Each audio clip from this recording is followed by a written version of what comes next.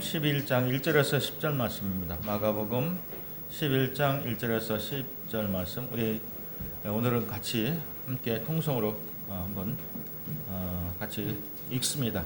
같이 묵상합니다. 시작. 그들이 예루살렘에 가까이 와서 감난산 벳베게와 베다니에 이르렀을 때에 예수께서 제자 중 둘을 보내시며 이르시되 너희는 맞은편 마을로 가라. 그리로 들어가면 곧 아직 아무도 타보지 않은 나귀 새끼가 매여 있는 것을 보리니 풀어 끌고 오라. 만일 누가 너에게 왜 이렇게 하느냐 묻거든 주가 쓰시겠다 하라. 그리하면 즉시 이리로 보내리라 하시니 제자들이 가서 본즉 나귀 새끼가 문 앞 거리에 매여 있는지라. 그것을 보니 거기 서 있는 사람 중 어떠한 이들이 이르되 나귀의 새끼를 풀어 무엇을 하려느냐 하매 제자들이 예수께서 이르신 대로 말하는데 이에 허락하는지라. 나귀의 새끼를 예수께로 끌고 와서 자기들의 겉옷을 그 위에 얹어 놓으며 예수께서 타시니 많은 사람들이 자기의 겉옷을 또는 다른 이들은 들에서 벤 나무가 길에 펴며 앞에서 가고 뒤에서 따르는 자들이 소리 지르되 호산나 찬송하리로다. 주의 이름으로 오시는 이여 찬송하리로다. 오는 우리 조상 다윗의 나라여 가장 높은 곳에서 호산나 하더라. 아멘. 자, 이제 우리 가슴에다 한번 손을 얹고 나 자신을 예수 이름으로 한번 축복합니다. 나는 하나님이 두고 보시게도 아까운 존재다. 더 확신 가지고 큰 소리로 시작. 나는 하나님이 두고 보시기에도 아까운 존재다. 그렇게 여러분 믿으십니까? 아멘. 예. 그런 확신하시는 분만 손 내리시고, 예. 우리 앞뒤 옆사람 보시면서 인사합니다. 사랑합니다. 축복합니다. 기도하겠습니다. 예. 예. 오늘도 말씀을 은혜 받으시기를 주의 이름으로 축원합니다. 축원합니다. 예수님은 예루살렘을 몇 번 방문하셨을까요? 몇 번인지는 모르지만 예수님은 여러 번 예루살렘을 방문했어요. 성경의 기록들을 보면 예수님이 처음 예루살렘을 방문한 것은 12살 때 6월절을 맞이해서 부모님과 함께 예루살렘을 방문하셨죠. 또 그 후에 성경을 보면 절기 때마다 예수님은 예루살렘을 방문했다라고 하는 그런 기록이 있는 것을 보게 됩니다. 근데 오늘 본문은 오늘 본문에서 예수님이 예루살렘을 방문하신 이 내용은 아주 특별한 방문인 것을 보게 돼요. 근데 이 예루살렘을 방문하는 예수님에게만 특별한 게 아니라 이때 이 6월절에 함께 순례하는 순례객들에게도 아주 특별했던 것을 보게 돼요. 왜냐하면 예수님에 대한 소문이 전국적으로 다 퍼져 버렸어요. 아니 전국적으로 퍼졌다라고 얘기하면 이건 너무나도 부족해요. 전국을 넘어서 두로와 시돈 지역까지도 멀리까지 먼 나라까지도 예수님에 대한 소문은 퍼져 있었다라고 하는 것을 우리가 살펴보았어요. 자, 많은 사람들이 예수님에 대한 소문을 듣고 큰 기대를 갖고 예루살렘을 방문했어요. 여러분, 유대인들에게는 메시아에 대한 대망이 있다라고 말씀드렸죠. 이 유대인들은 사내 아이를 낳으면 이 아이를 밖으로 데리고 나가서 다윗 하고 외치는 일이 있대요. 메시아가 다윗의 후손으로 오신다는 예언을 듣고 이 아이가 자라서 이 나라와 이 백성을 구원했으면 좋겠다라고 하는 그런 희망을 갖고 사내 아이를 하면 이 아이를 밖으로 안고 가서 다윗 하고 외치는 것입니다. 자, 여러분, 이스라엘은 다윗의 왕조가 시작된 이후에 다윗과 솔로몬의 번영하고 하려 했던 시기는 곧 사그러졌어요. 그렇죠? 그래서 이스라엘이 북과 남북으로 나뉘어져서 분열되고는 계속해서 외세의 침입을 끊임없이 받게 돼요. 그리고 결국 북쪽 이스라엘은 아수르에 의해서 멸망당하고 남쪽 유다는 바벨론에 의해서 멸망당하고 포로로 끌려가게 돼요. 이게 어느 때냐면 BC 586년이에요. 우리가 컴퓨터하면 586, 586. 이것만 외우면 돼요. 이스라엘이 바벨론에 의해서 멸망당하고 포로로 끌려간 것이 BC 586년이다. 자, 그렇게 하고 이제 하나님께서 말씀하신 대로 내가 이사야 선지자, 많은 선지자들이 얘기한 대로 70년 만에 바벨론 포로에서 돌아오게 되죠. 돌아오는데 이미 이스라엘 민족은 어떻게 갈기갈기 찢겨져 있는 상태. 이미 찢겨져 있죠. 그래서 세약해진 나라는 외세의 침입과 압제 속에서 계속 살게 된 것을 보게 돼요. 자, 여러분 우리가 이제 역사적인 맥락을 여러분 잘 한번 생각해 보세요. 바벨론 포로 이후에 헬라 시대에 와서는 처음에는 시리아의 지배를 받다가 그 다음에는 이집트의 지배를 받아요. 한번 지도 봐주실까요? 어디 보면 셀루커스가 이제 여기가 시리아, 그 다음에 이제는 포톨레미아가 여기가 이집트, 이렇게 이제 우리가 쉽게 이해하는 거예요. 자, 이게 헬라 제국이었어요. 헬라 제국인데 헬라 제국도 나중에 이제 쪼개지잖아요. 쪼개지는데 이스라엘은 맨 처음에는 시리아의 지배를 받다가 그 다음에 포톨레미 이 지배를 이렇게 받게 돼요. 그 다음에 이제는 그 다음에 알렉산더 대왕이 등장해서 알렉산더의 등장을 지배를 받게 되고 그 다음에는 로마의 지배를 받게 돼요. 자, 여러분 이러한 외세의 침입과 압제 그리고 통제가 무려 몇 년이냐면 1000년이에요. 1000년. 몇 년이라고요? 1000년. 여러분 그러니까 한번 상상을 해보세요. 1000년 동안 외세의 지배를 받고 그 통제 속에서 억압 속에서 살았으니까 얼마나 저들이 얼마나 어려운 가운데 살았나. 그러니까 이스라엘 백성들에게는 어떠한 희망이 있어요? 열망이 있어요? 다윗 시대가 우리나라에 다윗 시대가 왔으면 좋겠다. 다윗과 같은 그런 번영한 나라가 되었으면 좋겠다라고 하는 그런 열망, 그런 대망이 유대인들에게 있었다는 거예요. 자, 우리가 지난주에는 거지 소경 바디메오에 대한 말씀을 나눴어요.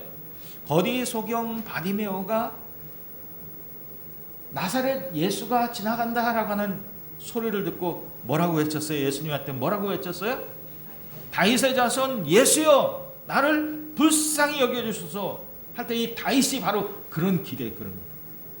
근데 여러분 이 바디메오는 예수님을 이사야에 나오는 메시아로 봤죠. 그렇죠? 메시아가 오시면 앉은 자가 일어나 걷고 또 어떻게 벙어리가 말을 하고 이러한 메시아로 이사야가 예언한 메시아로 보고 믿고 나사렛 예수가 지나간다는 소리를 듣고는 다윗의 자손이여 나를 불쌍히 여기소서 나의 소경된 나를 불쌍히 여겨주시고 고쳐달라고 소리쳤던 것을 우리가 볼 수 있어요. 자, 여기서 예수님은 분명히 보여주셨어요. 뭘 보여주셨어요? 예수님이 메시아인 것을 보여줬어요. 어떻게 해요? 소경 바디메오가 눈 뜨는 것 아니요. 소경 바디메오가 눈 뜨는 것을 통해서 예수님이 메시아다라고 하는 것을 분명히 보여줬어요. 그것이 증명이 된 거예요. 자, 그런데 여러분 이제 그 소문을 더해서 일반 백성들은 예수님을 뭐로 알고 있냐면 어떠한 메시아로 알고 있냐면 정치적인 메시아, 군사적인 메시아로 알고 있어요. 우리를 죄에서 구원하실 메시아로 알고 있는 게 아니라 자신들의 생각대로 자신들의 희망대로 이 나라를 외세의 침입으로부터 해방시켜 주실 정치적인 메시아로 그렇게 예수님을 믿고 있었다는 거죠. 자, 이렇게 예수님을 열렬히 환영했던 이 많은 사람들이 여러분 3, 4일 뒤에는 어떻게 되는지 아세요? 3, 4일 뒤에는 오히려 예수님을 죽이라고 없이 하라고 외치는 무리들을 바뀌어요. 왜 그럴까요? 여러분 이게 군중심이에요. 자신들의 기대대로 되지 않으면 이 군중의 마음은 쉽게 바뀌는 거예요.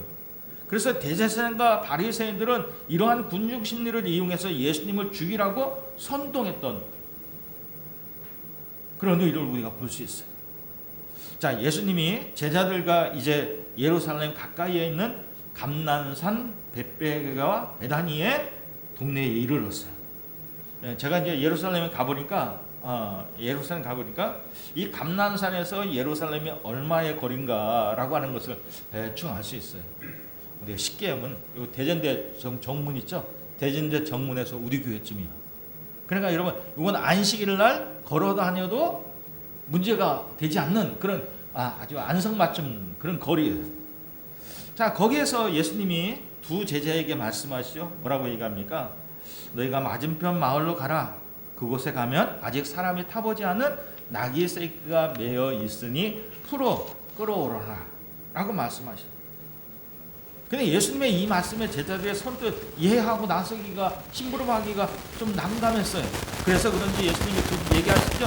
누가 왜 이렇게 하냐라고 묻거든 누가 쓰시겠다라고 라고 덧붙이셨어요. 여러분, 예수님의 이 말씀은 어떻게 보기에는 제자들을 시켜서 너희들께서 강타해와라 이런 말로 우리가 오해한 것이고, 그런데 예수님은 예루살렘 촉방문 아니라고 했죠? 여러 번 방문했다고 그랬죠? 이전에 방문해서 이 나귀 주인과 공감대가 있었을 것 같아요. 이 나귀 주인은 예수님을 누구인지 알고 이 나귀 새끼를 내어줄 가능성이 높습니다. 그래서 주가 쓰시겠다라고 하는 이 말을 듣고 이 주인은 나귀 새끼를 내어주었던 거예요. 자, 여러분, 그런데 여기에 주가 쓰시겠다라고 할 때 여기 주는 뭐냐면 큐리어스예요. 헬라어로 큐리어스인데 이 말은 무슨 얘기냐면 나귀의 실제적인 주인이 나귀 주인이 아니라 누구라는 거예요? 예수님이라는 거예요. 그러니까 여러분, 이 나귀 주인은 제자들이 말해 주가 쓰시겠다라고 하는 이 제자들의 말에 나귀를 내어줄 수 있었던 건 뭐냐면 이 나귀의 실제적인 주인이 누구라고 생각한 거예요? 주님이라고 생각한 거예요. 심지어 이 주인은 어떻게 해요? 내 삶의 주인도 주님이시고 내가 가진 모든 소유도 다 주님이라고 하고 고백하는 것이 바로 이 나귀 새끼를 드리는 거였어요. 여러분, 이 고백이 없이는 그 누구도 자기의 소유를 내어줄 수 없어요. 여러분이 가진 것 아무한테는 줄 수 있어요? 없어요. 주님이기 때문에 가능한 거였다는 거예요. 그러니까 여러분, 주님이 쓰시겠다는 말에 나는 내 소유를 내어줄 수 있는가? 이 나귀 새끼를 내어준 이 사람처럼 주님이 쓰시겠다는 말에 나는 주님 앞에 내어드릴 수 있는가? 또 나는 내 삶의 주인으로 주님을 나는 인정하고 있는가? 주님이 내 삶의 주인 됐음을 인정하는 그런 삶을 살기를 주의 이름으로 축원합니다. 축원합니다. 자, 주님의 말씀에 제자들이 지체하지 않고 어떠한 의문도 갖지 않고 즉각적으로 순종해서 나귀 새끼를 가지러 갔어요. 근데 정말 주님이 말씀하시는 곳에 가보니까 주님의 말씀처럼 나귀 새끼가 매여 있고 또 주님이 쓰시겠다라고 하는 그 말을 했더니 나귀의 소유주가 이를 내어주는 경험을 하게 됩니다. 이런 우리도 이런 경험이 날마다 있기를 원해요. 주님이 말씀하신 대로 보여지고 또 주님이 말씀하신 대로 이루어지는 그런 경험이 우리의 삶에 있기를 주의 이름으로 축원합니다. 축원합니다. 자, 이스라엘 역사를 다시 한번 얘기합니다. 이스라엘 역사는 남과 북으로 나눠졌다고 그랬죠. 북쪽은 이스라엘, 남쪽은 유다. 왕들이 모두 몇 명이냐면 19명이. 위에도 19명, 아래도 9명. 근데 아래 남쪽 유다는 여왕이 하나 더 있어요. 누구죠? 이다말이라고 하는 아달랴라고 하는 여왕이 하나 있어요. 자, 여러분, 이 북쪽 이스라엘은 계속적인 반역과 모반으로 혈통이 바뀌어요. 왕가가 바뀌어요. 근데 남쪽 유다는 계속해서 다윗의 왕가가 계속 계승되는 것을 우리가 볼 수 있어요. 근데 여러분, 북쪽과 남쪽에 가장 악한 왕 하나를 뽑으라고 하면 누구라고 그랬어요? 북쪽은 남쪽부터 할까요? 남쪽은 누구라고 그랬어요? 므낫세. 북쪽은 아합과 아내 누구? 이사벨. 이름은 예쁘죠? 이름이 예뻐요. 그러죠? 자, 여러분, 그런데 이 므낫세와 이 아합 왕과 공통점, 왜 나쁜 왕이냐? 왜 악한 왕이냐? 왜 악한 왕이에요? 외국으로부터 신과 신상을 들여와서 그것을 이스라엘 백성들에게 믿게 했기 때문에 아주 나쁜 왕이라는 거예요. 악한 왕이라는 거예요. 그래서 하나님께서 어떻게 하십니까? 북왕국 이스라엘 아합 왕, 이 왕가를 무너뜨리는 일에 누구를 쓰시냐면, 누구를 도구로 쓰시냐면 에후를 도구로 쓰세요. 에후는 장군이었어요.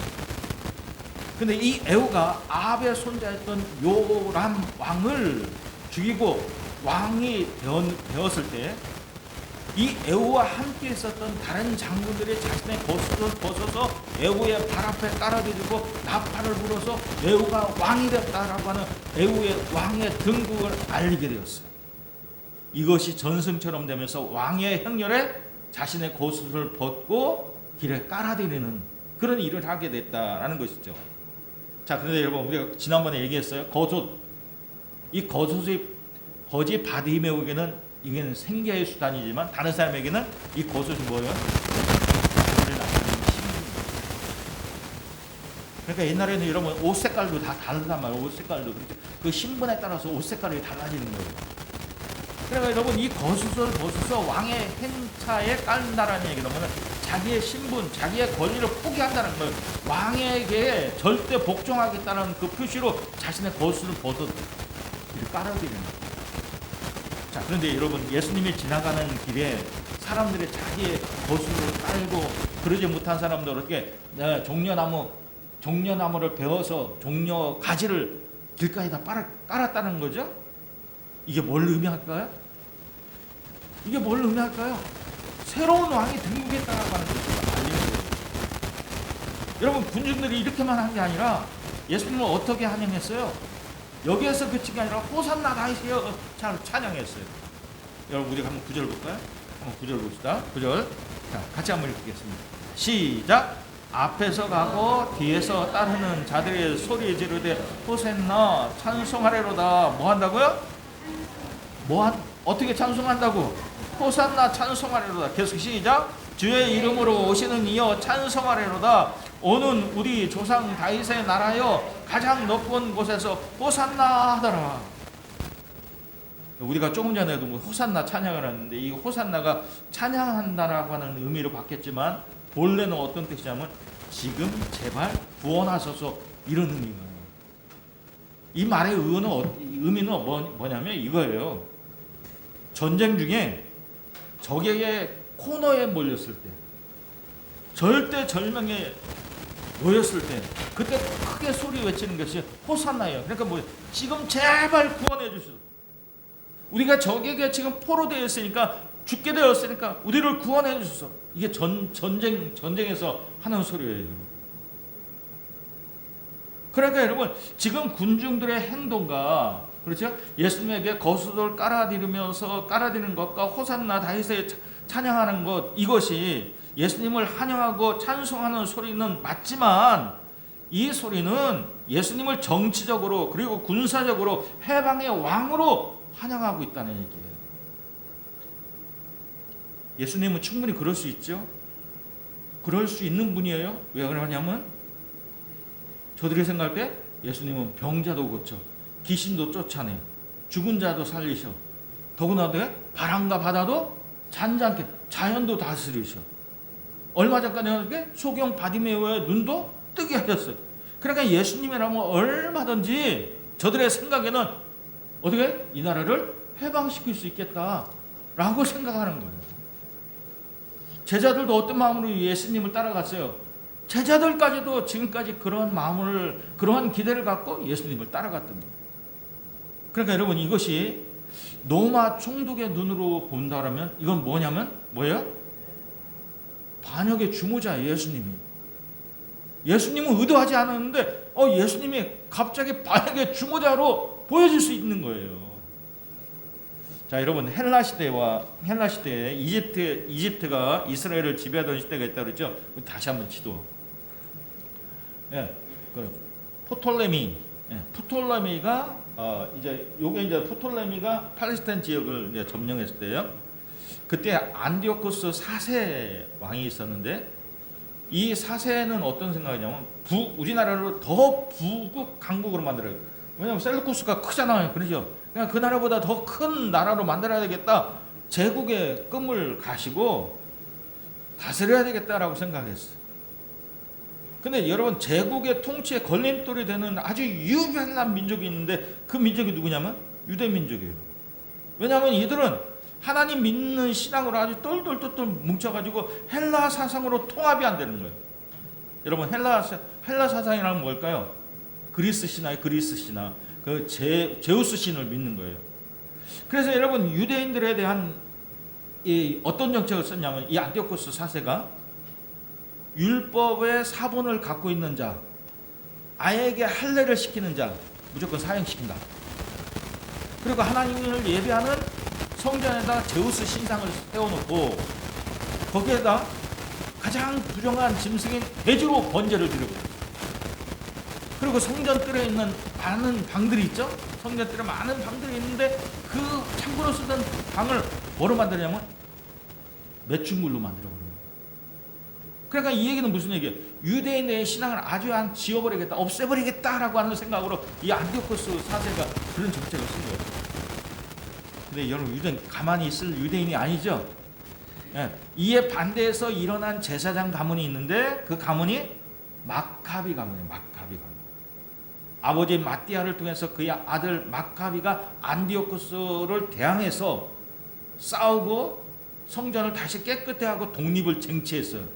그때가 언제냐면 BC 166년에서 67년까지 100년, 거진 100년 동안 독립국가를 만들어버렸어요.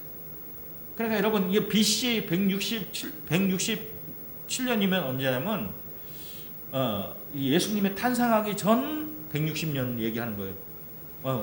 우리나라로 얘기하면 요때가 요 독립식의 마지막 때가 언제냐면 고구려 신라 백제가 막 생기기 시작한, 아니 그 다음에 생겼죠. 그 다음에 생겼. 그러니까 여러분 역사적으로 얼마나 이게 다른가라고 하는 것이 계산되죠. 자, 그래서 여러분 이 그 마카비가 독립을 쟁취하고는 이를 기념하기 위해서 하누카라고 하는 절기를 만들어서 지키게 됐어요. 여러분 우리 그 전에 불임절이 있는데 불임절이 뭐 때문에 누구 때 생겼죠? 누구 때 생겼어요? 에스더 왕, 에스더 왕후 그의 오라버니 누구요? 모르드게에 의해서 생긴 게 불임절이잖아요. 그렇죠? 그래서 여러분 이 마카비 왕족 마카비가 독립을 쟁취하고는 하누키라고 하는 절기를 만들어서 지키면서 이 마카비가 안디오코스를 추방하고 독립을 쟁취하면서 예루살렘에 입성할 때 어떻게 입성했게요? 큰 백마를 타고 입성합니다. 그러니까 여러분 이 말이라고 하는 것은 뭐예요? 말이라고 하는 것은 승자가 전쟁에서 승리한 사람이 입성할 때 말을 타고 입성하는 거예요. 자, 그러니까 여러분 지금 군중들은 그때의 일을 다시 기억하는 거예요. 160년 전에 마카비의 혁명과 독립국가를 생각하고 그때를 생각하는 거예요. 근데 예수님 뭘 타고 오셨다고요? 나귀 새끼. 아니 예수님이 전쟁 영웅이라면 백마를 타고 아주 큰 백마를 타고 입성하셔야 되는데 예수님은 나귀 새끼를 타고 입성하는. 나귀 새끼는 다른 거죠. 나귀는 평화를 상징하고 겸손과 섬김을 상징하는 짐승이에요. 여러분 한번 상상해 보세요. 이 나귀 새끼 짐을 한 번도 실지 않는 짐승이에요. 사람을 한 번도 태우지 않았어요. 그러니까 나귀 새끼에 올라탄 예수님, 나귀 새끼는 한 번도 짐을 실어보지 않았는데 예수님이 탄 이 나귀 새끼는 어떻게 무거워서 띠뚱 걸어가고 있는 거예요. 그러니까 여러분 그 모습을 가만히 보면 우습기도 한 거예요. 우스꽝스러운 거예요. 여러분, 예수님이 왜 나귀 새끼를 타고 예루살렘에 입성하셨을까요?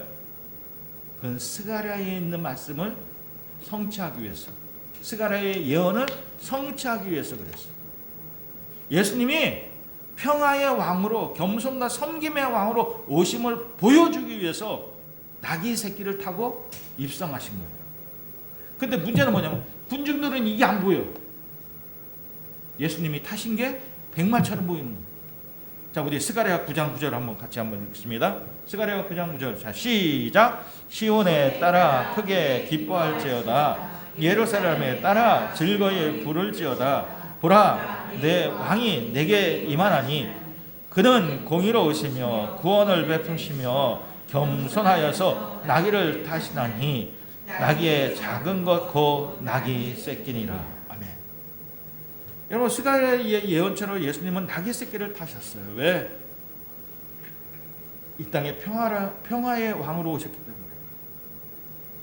저들의 생각대로 이스라엘을 해방하기 위해서 온 게 아니라 우리를 제야에서 구원하기 위해서 평화의 왕으로 오셨다. 겸손과 섬김의 왕으로 오셨다는 거예요. 근데 의도치 않게 군중들이 자신의 생각대로 예수님을 정치적인 메시아로, 군사적인 메시아로, 로마의 압제에서 해방하실 메시아로 오해를 하고 그렇게 환영한다는 거예요. 그들이 결국 3, 4일 뒤에는 뭐 할 건데? 예수님을 죽이라고 외칠 겁니다. 없이 하라고 외칠 군중인데. 그러니까 여러분, 이들이 얼마나 영적으로 무지한지 몰라요. 조금만 더 주의 깊게 예수님을 지켜봤다면, 새끼 나귀를 타고 입성하시는 예수님을 지켜봤다면, 성경을 조금이라도 좀 알았다면 그런 오해를 하지 않았을 텐데, 예수님을 자기 생각대로만 생각했다는 거죠. 자, 예수님은 이들의 환영을 받으면서 기뻐하셨을까요? 저들과 함께 춤추며 노래하며 그렇게 기뻐하셨을까요? 저들의 환영에 미소를 지었을까요? 물론 저들의 환영을 막지는 않으셨어요. 왜냐하면 이들의 환영이 잘못된 환영이지만 예수님은 당연히 이들의 환영처럼 당연히 받아야 될, 그렇죠? 이런 환영을 당연히 받아야 될 분이기 때문에 저들의 환영을 막지는 않으셨어요. 여러분, 이 광경을 지켜본 바리새인이 있었어요. 화가 났어요. 그리고 제자들에게 책망하면서 예수님에게 항의를 합니다. 당신의 제자들을 좀 잠잠히 시키라고. 저 무슨 일이냐고. 그럴 때 예수님이 저들에게 하신 말씀이 있어요. 뭐냐? 만일 이들이 침묵하면 돌들이 소리 지르리라 라고 말씀하셨어요. 그러니까 여러분, 예수님의 말씀은 뭐냐면 저들의 환영이 잘못됐지만 예수님은 이들을 저지하지 않으셨던 이유는 뭐냐면 이러한 환영, 이러한 찬송 받기에 예수님은 합당하신 분이라는 거예요. 만주의 주로서 하나님으로서 찬송 받기에 합당하신 분이라는 거예요. 문제는 뭐예요? 자기 백성들이, 예수님이 이 땅에 나실 때도 그랬지만 자기 백성들이 주님이 누구신지를 모르고 주님이 무엇을 위해서 이 땅에 오셨는지를 모르고 환영하는 거예요. 이게 문제라는 거예요. 여러분, 제대로 알고 환영하고 찬송했으면 얼마나 좋았을까요? 그렇죠? 저들이 제대로 알고 찬송하고 예수님을 환영했으면 얼마나 좋았을까요? 여러분, 여기에서 우리가 한번 반성해 봅니다. 우리가 때때로 찬송할 때, 신앙 고백을 드릴 때 우리는 이들처럼 영적인 무지 가운데 찬송하고 있지는 않는가? 내가 신앙 고백을 하지만 가식적인 그런 신앙 고백은 아닌가? 그러니까 여러분, 우리가 찬송할 때도 좀 열정적으로 좀 진지하게 했으면 좋겠어요. 그 가사처럼 했으면 좋겠어요. 우리 한지수사님이 요즘 보니까 말씀을 묵상하고 거기에 해당되는 그 찬양을 이렇게 골라오시는 것 같아요. 좀 새로운 찬양은 미리 좀 가르쳐 주시면, 찬양을 세 번째 불렀던 찬양처럼 모르는 찬양은 좀 한번 미리 좀 불러보시고 찬양을 했으면 좋겠어요. 자, 그런데 예수님은 성 가까이에 가셨을 때 우셨어요. 우셨어요. 왜 우셨는지 아십니까? 예루살렘 성의 미래를 아시고 우셨어요. 이 성에 사는 이스라엘 백성들이 로마의 도로 당할 것을 내다보시고 오셨어요.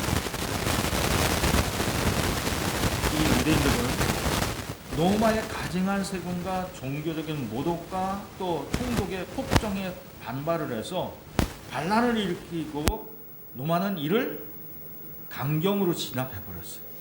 그게 언제냐면 예수님이 오신 이후 AD 70년이에요. 역사가 이제 바뀝니다. BC는 예수님 이전이고 AD 70년이에요.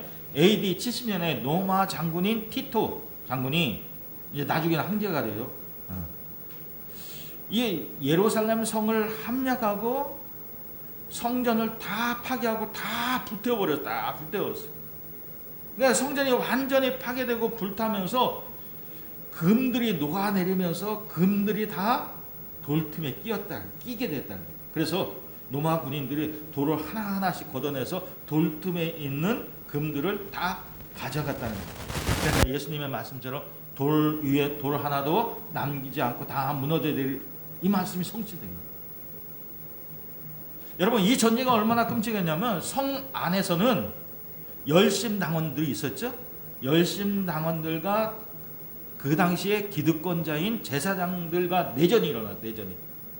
로마가 침입하는데 그 안에 내전이 일어났어요. 그래서 곡식창고를 다 태워버렸다는 거예요. 그러니까 여러분, 곡식창고 다 타니까 어떻게 사람들이 굶주림 가운데 어떤 일이 있으냐, 심지어 자기의 죽은 자녀를 삶아먹는 일이 있었다는 거예요. 그런 엄마들이 있었다는 거예요. 그러니까 여러분, 예수님은 이러한 처참한 강격을 미리 내다보시고 이 예루살렘을 가까이 갔을 때 우셨던 거예요. 한번 찾아볼까요? 누가복음 한번 보겠습니다. 누가복음 19장 38절. 누가복음 19장 38절입니다. 여러분 성경 찾아야 돼요. 38절에서 44절까지 한번 같이 읽어봅니다.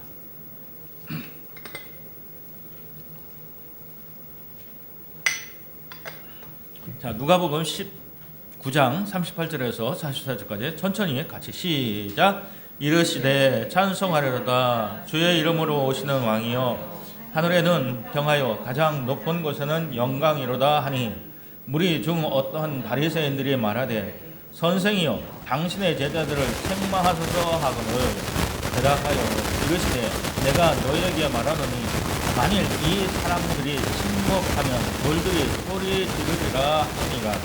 가까이 오사 성을 보시고 우시며 어떻게 했다고요? 예수님이 성 가까이에 보시고 성을 보시고 우셨어요. 계속 42절 시작. 이르시되 너도 오늘 평화에 관한 일을 알았더라면 좋을 뻔하였거니와 지금 내 눈에 숨겨졌도다. 날이 이를지라 내 원수들이 포둔을 쌓고 너를 둘러 사면으로 가두고 또 너와 및 그 가운데 있는 내 자식들을 땅에 넣어치며 돌 하나도 돌 위에 남기지 아니하리니 이는 내가 보살핌을 받는 날을 알지 못함을 인함이니라 하시니라. 아멘.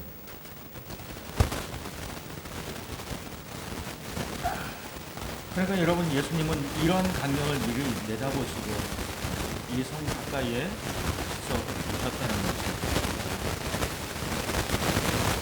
예수님을 환영하는 무리들이 조금만 생각한다면 나귀를 타고 입성하시는 예수님을 주의 깊게 살펴봤어요. 예수님이 누구신지, 왜 오셨는지를 알았을 거예요.